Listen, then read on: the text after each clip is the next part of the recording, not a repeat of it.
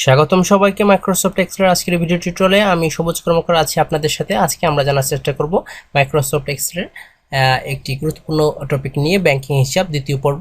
গত ভিডিও টিউটোরিয়ালে আমরা ব্যাংকিং হিসাবের প্রথম পর্ব সাজিয়েছিলাম, যেখানে পিএমটি ফাংশন দেখেছিলাম, যেখানে পেমেন্ট, লোন এবং ইন্টারেস্ট রেট নিয়ে সময় নিয়ে আমরা একটি সমস্যার সমাধান করেছি, যেখানে আমরা মাসিক কিস্তি কত হবে, পেমেন্ট কত হবে সেটি দেখেছি। আজকের এই ভিডিওটিতে আমরা দেখার চেষ্টা করব ব্যাংকিং হিসাব দ্বিতীয় পর্ব, যেখানে থাকবে ফিউচার ভ্যালু, অর্থাৎ ভবিষ্যতের একটা অ্যামাউন্ট কত দ্বারা আসবে সেই সম্ভাব্য হিসাবটি।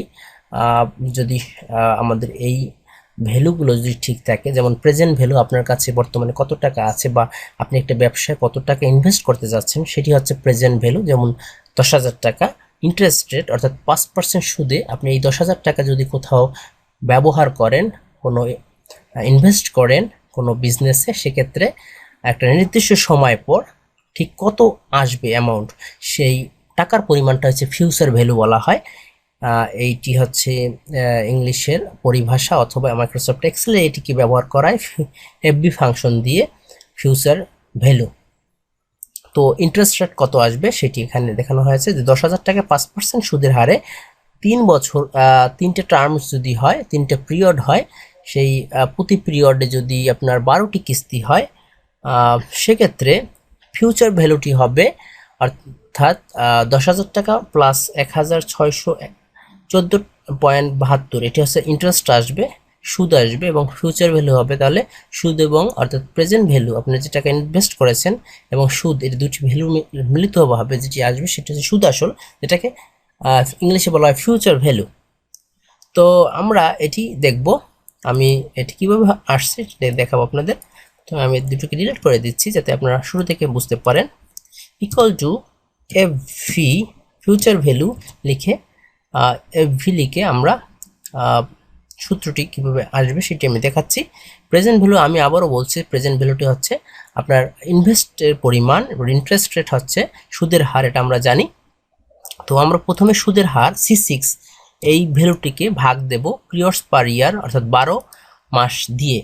এটিকে ভাগ দেওয়ার পর কমা দিব, এই কমা দেব। এরপর পিরিয়ডস টার্মস ইন মান্থস, এখানে 3 রয়েছে, যেটা রয়েছে C7-এ, এটিকে গুণ দেব, আমরা গুণ করব, আমরা পিরিয়ডস পার ইয়ার 12 দিয়ে গুণ করা হবে। এরপর আমরা 0 লিখব সূত্র অনুযায়ী।